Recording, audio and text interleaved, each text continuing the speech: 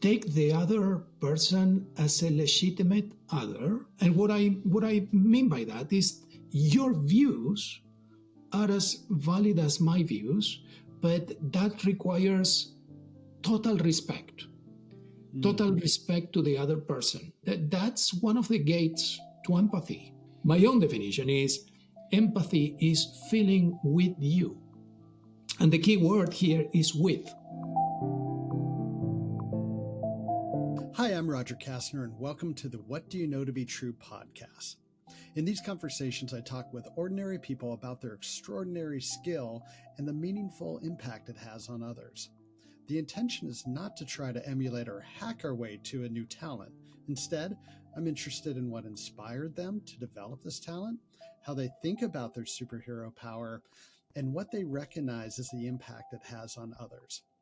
The intention is to learn more about their experience with their superhero power, and in doing so, maybe we can learn something about the special talent in each of us that makes us unique and the impact we have on others.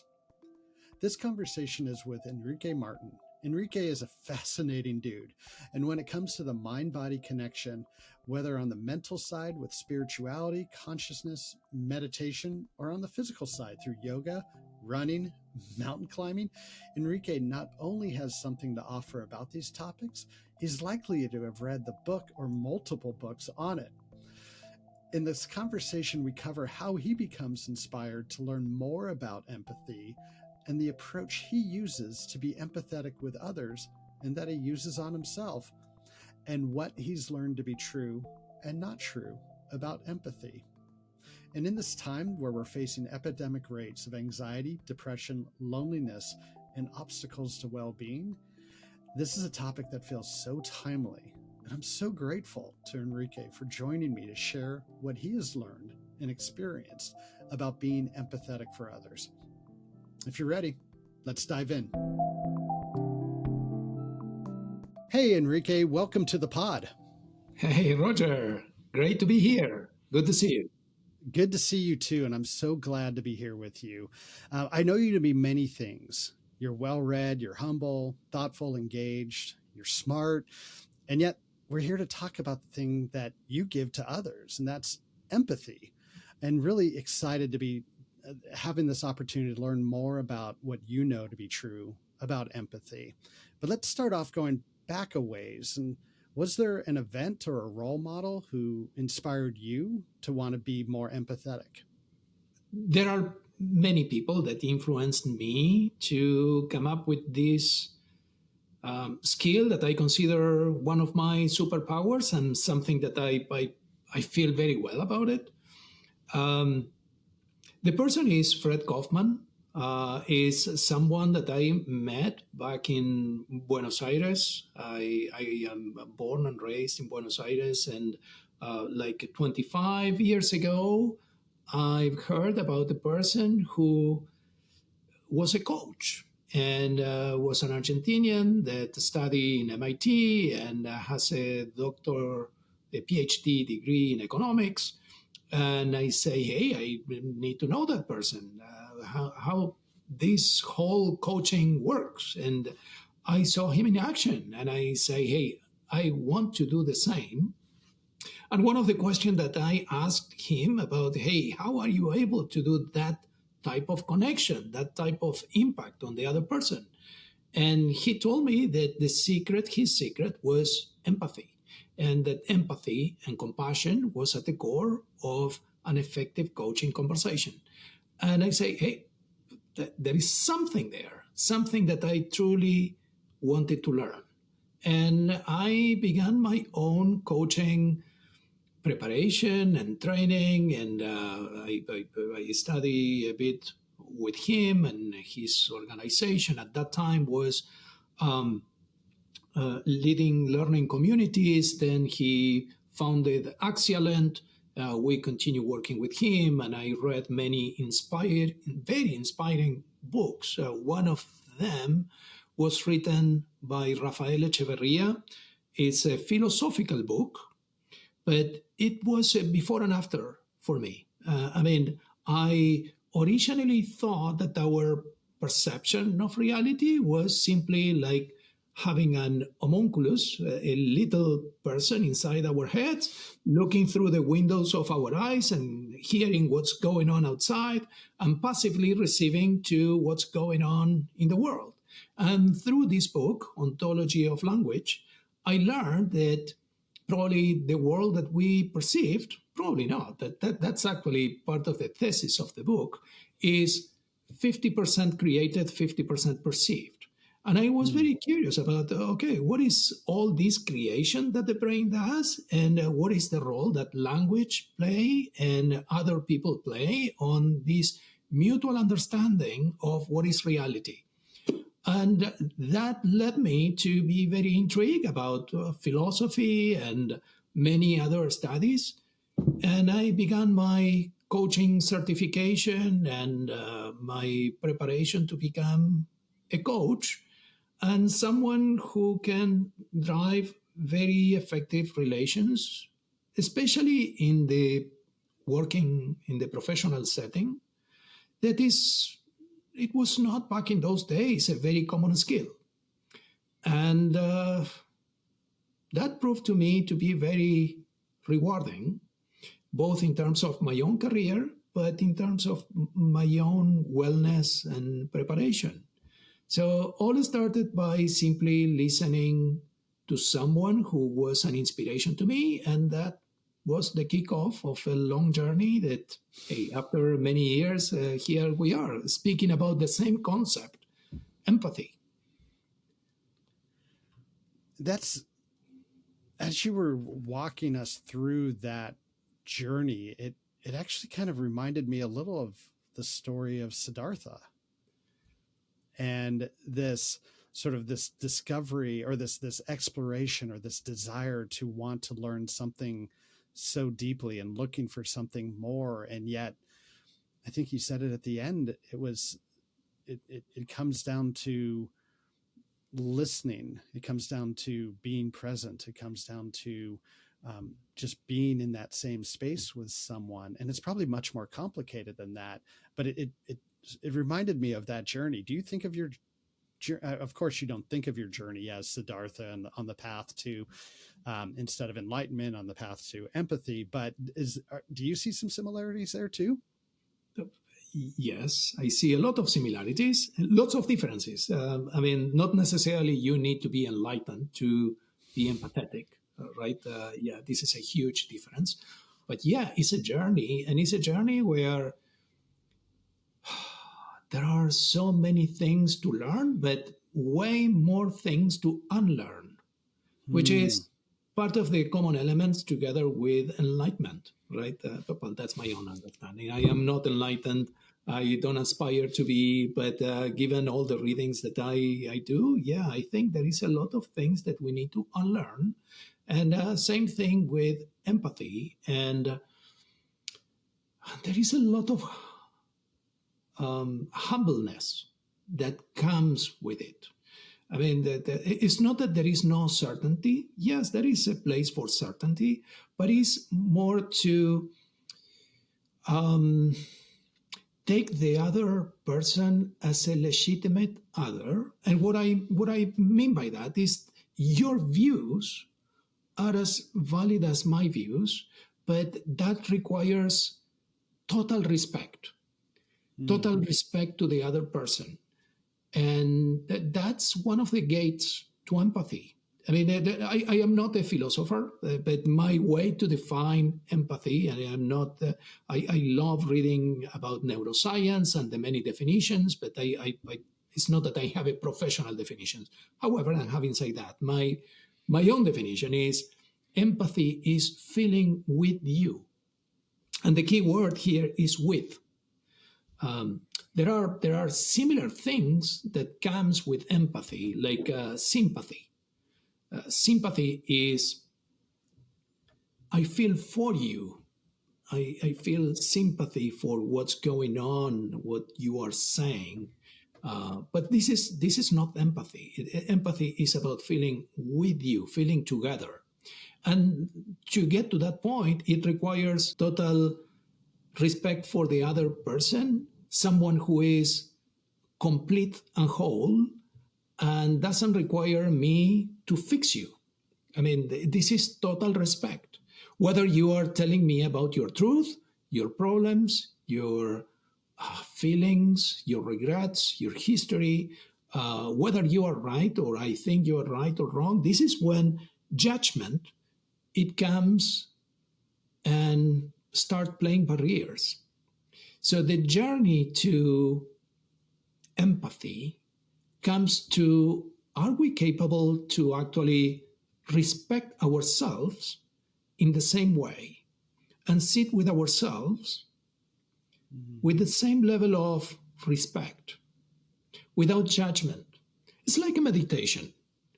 And if we are capable to sit with ourselves with this high degree of respect and this high degree of connection, removing this level of judgment or perceiving judgment as it is, just a thought that comes, bother our minds, shake us up and go. But we need to take a judgment for what it is. I mean, don't take and don't get captured by our own judgment. If we are beginning this journey with ourselves, which is, by the way, not an easy thing to do. Good luck if you sit with yourself and you can stay without judgment for just a few seconds or minutes. And a few seconds is very challenging. It's a very challenging task. If you are capable to do this, you have begun the journey. And that's one of the gates to empathy, is feeling with the other person in total respect, to the other person as a valid other, which is totally opposite to what we typically do. And in a professional setup, when we encounter with someone that, I had so many of these conversations where people come to me and say, hey, this is going on. And they start talking. Sometimes I don't even say a word, but they finish the conversation like in a totally different mindset because they felt listened. They were feeling the connection. We were feeling together. I was feeling with the other person. That was a long answer. It was a pretty powerful answer. In fact, it answered a couple of the questions that I was thinking of. Like, one, how do you define empathy? And I think you just did really well about sitting with others with total respect, with non-judgment, and being able to feel with them. You did also talk about some of the challenges in sitting with non-judgment. And I loved how you started talking about that you have to be able to do that for yourself. You have to be able to sit with yourself with total respect for yourself, with non-judgment. And although you did make it clear that's challenging to be able to do that for any amount of time, but to really understand those, what it's like to feel with that other person, which probably means you need to be in touch with what you are feeling in that moment. So it was a nice framework about how would you approach when those moments that you think will be, where it would be really helpful to be able to provide, to show up with empathy for the person you are having a conversation with. Are there any conversations that you would not approach with a sense of empathy? Probably not. There are certain conversations that probably I maybe not prepare to. I mean, it's a journey, and I don't say that I am prepared to face everything with empathy. I am not. But I know that when I am able to connect with the other person with empathy, I am much more powerful. Now, now that you mention and you ask me that question, not necessarily empathy can be the recipe for everything. Sometimes we can go a bit farther than empathy and move into compassion. Compassion, in my own definition, is keep with empathy, keep with the total respect to the other person as a legitimate other, and create some space to provide some extra help. This extra help comes again with the total respect to the other as a legitimate other, and we asking permission and we providing some extra perspective. It's like moving to, in a different jargon, is moving from coaching to advice. But compassion provide us with some space to actually, even though we are feeling with the other person, if the other person is totally depressed or in tears, breaking down in tears, not necessarily compassion is our secret weapon to maintaining the connection, but at the same time offer something other than breaking down in tears. Sometimes we can do that move. Sometimes the other person, as a legitimate other person, just need to be connected with someone on that breakdown. So here is a difference. Or sometimes what the other person needs is, but again, yes, start with empathy, at least for a few seconds. And then you go into a different powerful mode that probably the other person needs some tough love.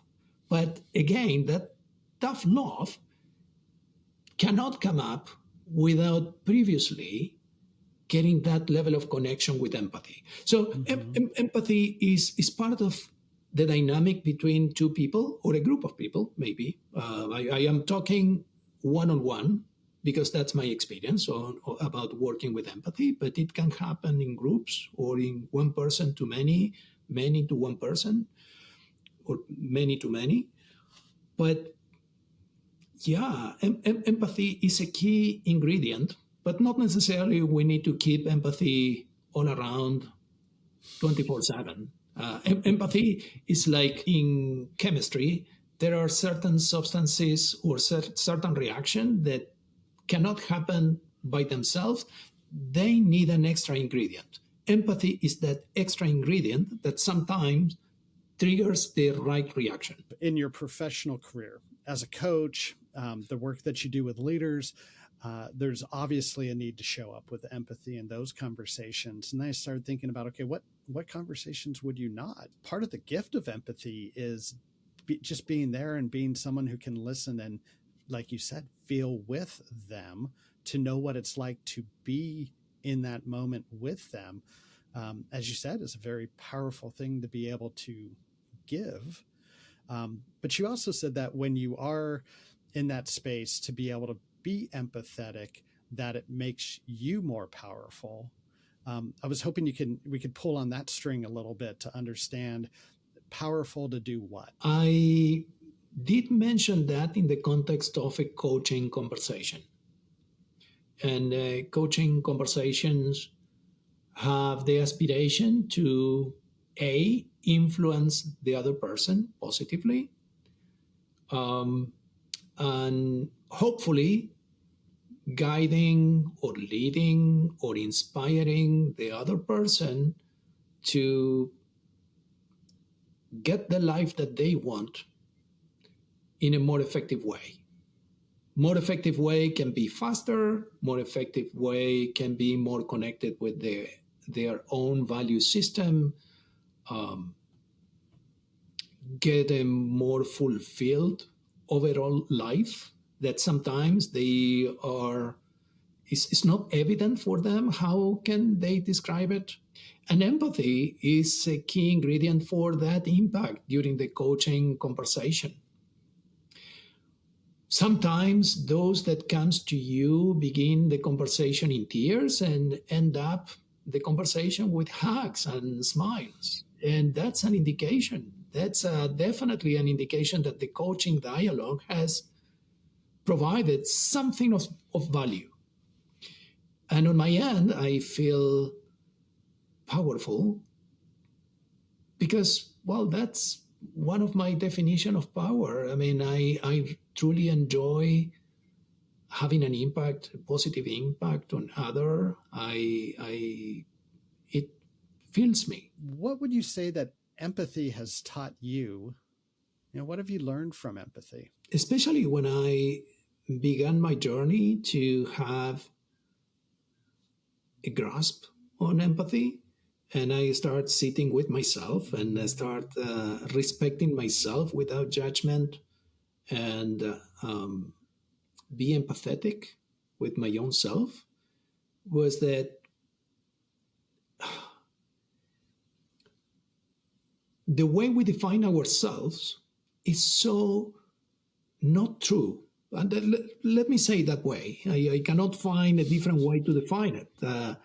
And similarly, the way that others define themselves is so not true. We are all messed up in the way that our own thoughts, our own emotions are creating its own narrative, its own story. And sometimes all that is required to break the spell of words, the spell of language, especially language. Language is such an influencer on all of us. All of us in every single second of our lives are living through stories. And there is always a narrative and a story on our minds, running our feelings, our emotions, our state of mind, our posture, our way of breathing, our metabolism, and all that is required to break that story and that fake definition of ourselves is a grasp of empathy and connection. So true connections has such an impact on our lives and the life of others. And that's why I consider empathy one of my superpowers, because it had an impact on me, on my own journey to develop myself, to have my own understanding, which is not final and will never be. That's part of being alive, and that's part of the beauty of this. But I see that I am more relaxed, happier today than years ago when I was much more judgmental. I am a done deal? Of course not. That's the beauty of it. I love how you're bringing in that it's still a journey, that it's still work, that it's something that will not end. So it's a journey with no, there is no achieving the destination. It's just ongoing work. Acknowledging the stories that we're telling ourselves are imprecise. Recognizing that judgment is just judgment. It's not the truth. Mm-hmm. Breaking that spell. It's like having a compass, right? That it's a constant reminder that the days where you feel trapped in judgment, the days where you cannot be empathetic with yourself or with others, are the worst days. And that compass tells you exactly that when you feel more connected with yourself, more empathetic to yourself, more empathetic to others, more in connection, that connection triggers a much positive outlook. Sometimes you don't need to have a conversation. Sometimes I don't have words for this. And if you push me, I will give you a very poor answer. But sometimes if you are in line in a Starbucks, going back to the coffee conversation, and you are simply waiting, and there is someone in front, and you say, hey, let me pay for that. Why you do that? But the effect of that, it's like, I don't know, it's such a stupid thing, but it has an impact. Or what is, and I know that there are some neuroscience here, but sometimes you help another person in whatever form, and the impact on you is the result of that connection. when you do a donation, and it can be a much larger donation, but you miss the connection, the feeling is not the same. I'm sorry to say it, but that was not an empathetic donation. And the feeling, it's on the opposite side. I mean, you can have a true connection and making a smaller contribution, but having a much bigger impact on the other person and on you, rather than making humongous donations or contributions without connections. And this is a poor, from an experience standpoint, in both sides, it looks and it feels transactional. Mm-hmm. What's resonating with me is this idea of you're in line in the coffee shop and the person in front of you, you don't know what their story is. You don't know what they're experiencing. You don't know what they're going through. But yet, by offering to buy them that cup of coffee, what you're saying is, you're recognizing the humanity in them. You're recognizing they're a legitimate person, and that you feel the need or the desire, the want to do something nice for them, to try to brighten their day. And I could see that being not only a very positive feeling for you, but what you're giving them is that level of the recognition, that positivity, and the likelihood that that person's going to go out and do something also positive for someone else, for no immediate obvious gain other than the feeling of recognizing the humanity in someone else. Yes, indeed. And let me give you an example. And it's not my own example. It happened to my wife. I was going to the supermarket with my wife, and there was a person paying, and she was struggling to find the coins and the coupons and everything. And um, my wife offered to pay for that. And the person said no. And what happened after is that the person told my wife her full story, but it was the respect that my wife had twofolds. First, on trying to help, but that was not the help that the other person was in need. The other person was in need to be heard, and that totally transformed our day. Mm-hmm. So it transformed my day. I mean, I just witnessing my wife having that The power of contribution secondhand. in our powerful conversation. And it was not so much a powerful conversation, it was powerful listening, powerful empathy.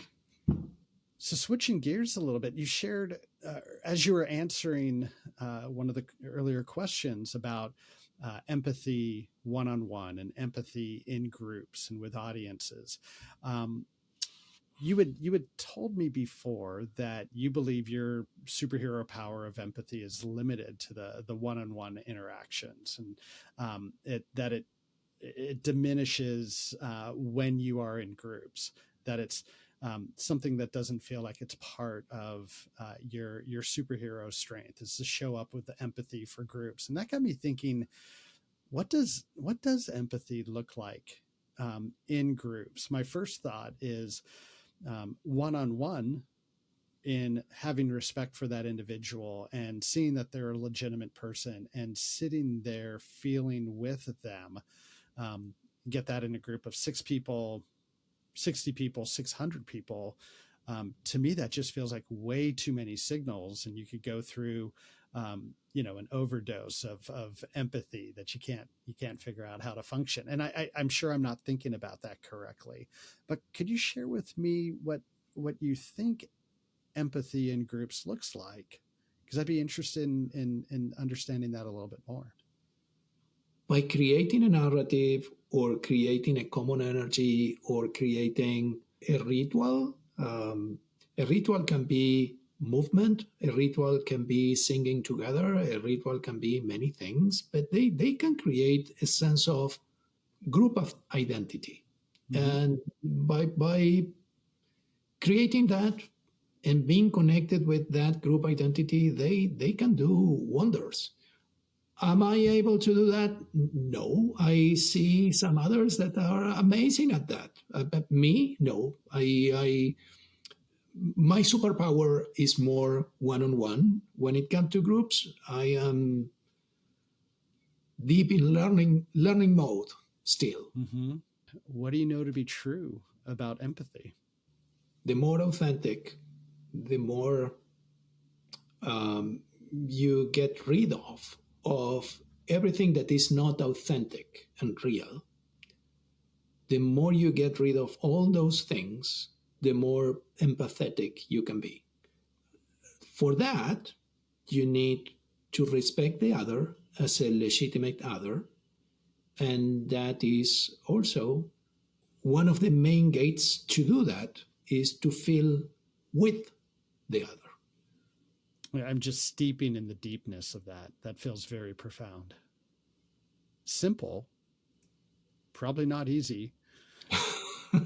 Not the same thing. It can be. There are Yeah. many things in life that are simple and not easy.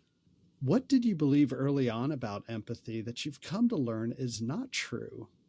Well, I had a confusion between different understanding of what empathy really is. And the confusion was between feeling pity or sorry for others, um, sympathy, empathy, compassion, and they are all different. These are a description of different things. We feel pity or sorry for others when we feel superior, when we feel that we are in a different ball game, right? And that we are in a different narrative, and this is so not true. And there is a lot of judgment there. And by the way, there is zero connection. There is the other person and me over here feeling sorry or pity for the other person. That's zero connection.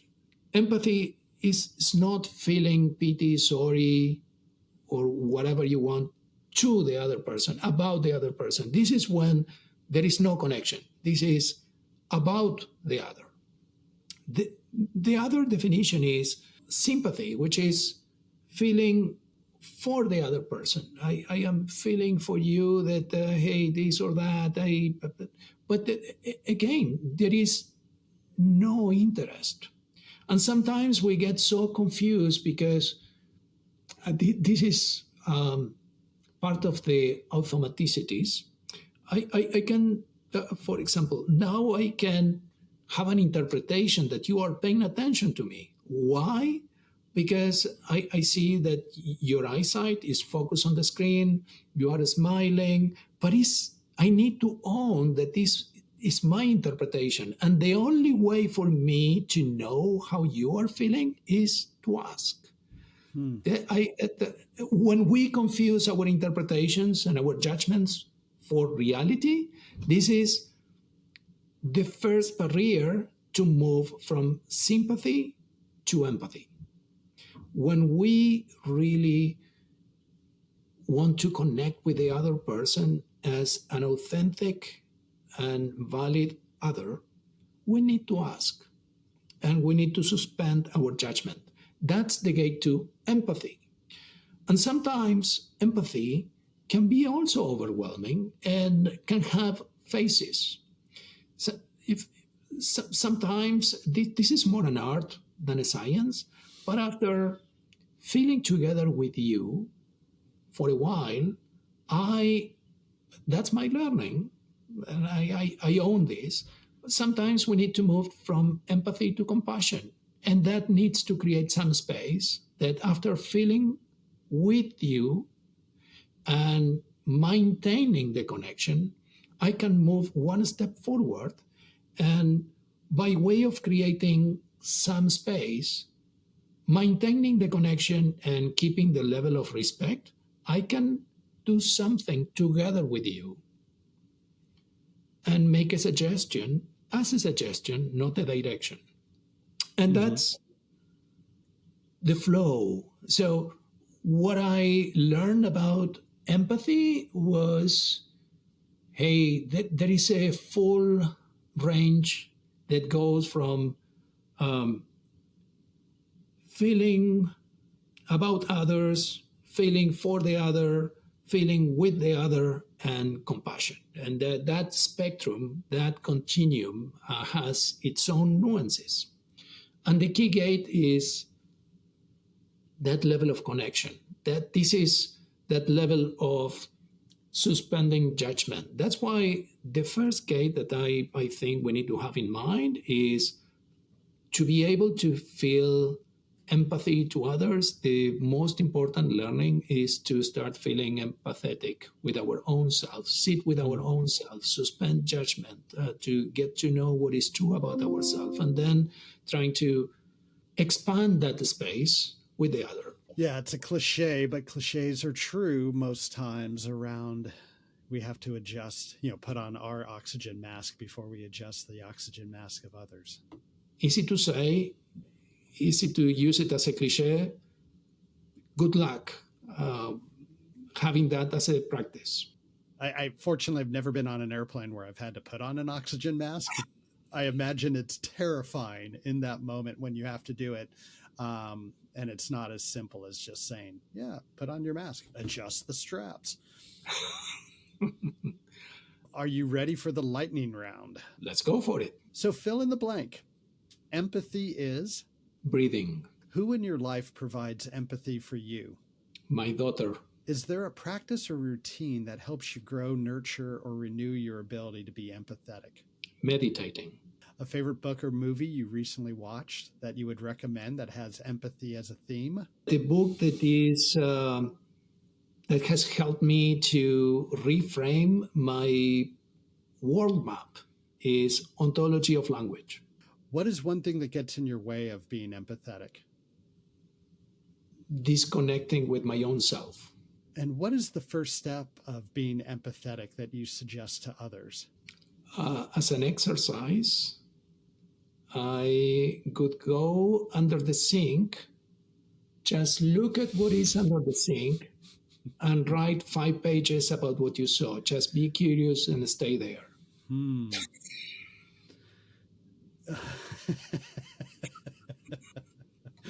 When I think about going under the sink, I start thinking about having to do plumbing. As my father-in-law taught me, anytime you're touching the plumbing, it's going to take 4 times as long and involve at least 2 trips to the hardware store. So you might have just triggered a little bit of an anxiety attack for me in thinking about looking at the sink and what that involves. And yeah, that's something you want to start first thing Saturday morning, because you might need the whole day and maybe the whole weekend working on it. But you weren't saying fixing the plumbing, just writing down what you see. By the way, I acknowledge that this is a wacky exercise, but hey, this is. I love it. I was just putting myself under the sink with a different intention, but the idea of, and it could be anything, right? And it's that exercise of, the 5 pages of writing down what you saw. There is an exercise in another book, Zen and the Art of the Motorcycle Repairment, I think it was, or the Art of Motorcycling, just that. And the author was trying to learn how to write. And one of the exercises was standing in front of a wall and just making a summary about what he was saying, was perceiving in the wall. And he was stuck and he couldn't progress. All of a sudden, someone who was working with him on that just say, why don't you change your focus? And instead of looking at the wall, just take a look at what is minuscule in the wall. And all of a sudden, he was writing like 10 pages about that. So just that change of perception can trigger a totally different reality. You're the second person on the pod so far that's brought up Zen and the art of motorcycle maintenance. Is it maintenance? Maintenance? Yeah, I think so. Yes. What word or phrase describes what empathy feels like when it's had a positive impact? Feeling grateful. So If a listener wanted to ask you a question or follow you, where would you point them to? The social network that I am more active at is LinkedIn. My name is Enrique Martin. Just make a connection and let's engage. Well, Enrique, like every conversation I have with you, I always learn something. I always feel a deep connection with you. And I really appreciate you taking time to share with us what you know to be true about empathy. Likewise, Roger. Good talking to you. Good talking to you too. I am grateful for the lessons that Enrique shared with us today. I learned that having true empathy for someone is when we can sit with total respect of the other person without judgment, acknowledging that they are a legitimate person who is creative, resourceful, and whole, and feel with them. I learned that empathy is different than pity or sympathy, which carries with them a judgment of being superior over the targets of our emotions.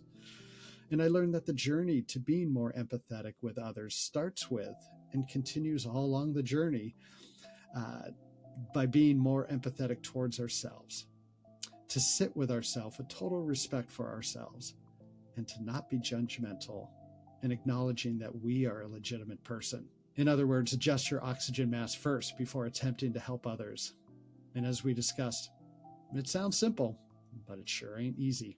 Coming out of this conversation, the reflection question I have for myself is, what judgment do I have for myself or others when I'm applying my talents in service of them? And am I going into those situations from a position of empathy or compassion? Or is it from a position of pity or sympathy? If you're not sure what your superhero power is, one of the easiest ways to figure it out is to ask a trusted friend or colleague. As a heads up, they're likely going to ask you what you think their superhero power is, so be ready with a response in advance. And thank you all for listening in. If you like this pod, please do us a favor and give us a review or click that like button, whichever platform you're on. Thank you for doing that. It's the best way to help others discover this podcast. What Do You Know to Be True is a Three Blue Pens production. I'm your host, Roger Kastner. We are recording on the ancestral lands of the Duwamish and Suquamish people. To discover the ancestral lands of the indigenous people whose land you may be on, go to native-lands.ca. Okay. Be well, friends. Yeah, my high school chemistry teacher would be very proud of me, some 30 plus years remembering one word from all of my chemistry lessons. So did I answer? I want to check. Sometimes I go on and I want to validate that I am answering the question that you are asking me. I'm at this point, I'm not sure. The question was, language is, well, actually, I heard the garage door open and close. Can we do it again? Yes, go for it. Yes, I'm sorry about that. Yeah. No, it's fine. I was trying to think, like, is that the laundry machine or is that the garage door? The garage. Yeah. The garage door. Yes, yeah. And the dogs downstairs because my kids. Oh, right. I have not heard your dogs. But yeah, there was a low rumble there, and I'm like, I don't know how to edit that out. Yeah, sorry for interrupting. I was going to make a joke about secondhand empathy, like secondhand smoke. Yeah.